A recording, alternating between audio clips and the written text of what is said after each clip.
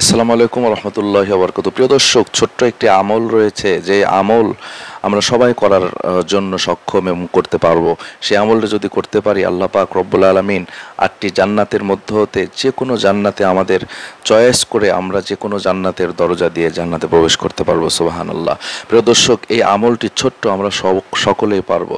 তাহলে এই আমলটি যদি করতে পারি, আল্লাহ পাক আমাদের ৮টি জান্নাতের দরজা খুলে দিবেন, যে কোনো দরজা দিয়ে আমরা প্রবেশ করতে পারবো। এই ছোট্ট আমলটি হলো প্রত্যেকটি অজু করার পরে, প্রতিবার আমরা অজু করব, যখন অজু করার পরে কালেমা শাহাদত পাঠ করব। আশহাদু আল্লা ইলাহা ইল্লাল্লাহু ওয়া আশহাদু আন্না মুহাম্মাদান আবদুহু ওয়া রাসূলুহু। আমি আবারও বলছি, আশহাদু আল্লা ইলাহা ইল্লাল্লাহু ওয়া আশহাদু আন্না মুহাম্মাদান আবদুহু ওয়া রাসূলুহু। প্রিয় দর্শক, এই কালেমা শাহাদতটি আমাদের সকলের কিন্তু মুখস্থ আছে, কিন্তু এই আমলটি হয়তো আমরা সচরাচর করি না এবং খেয়াল করি না যে অজু করার পরে এই আমলটি করতে হবে। অন্য হাদিসে বর্ণনা এসেছে, এই হাদিসটি বর্ণনা করা হয়েছে সহিহ মুসলিমের 234 নম্বর হাদিস।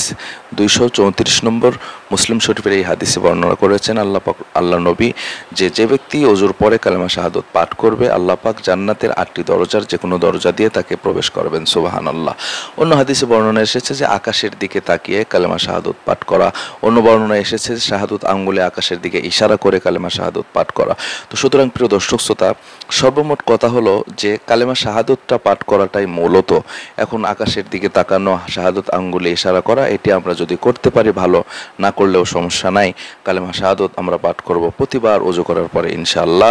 তাহলে আল্লাহ পাক 8টি জান্নাতের দরজার যে কোনো দরজা দিয়ে আল্লাহ পাক আমাদের প্রবেশ করার তৌফিক দিবেন।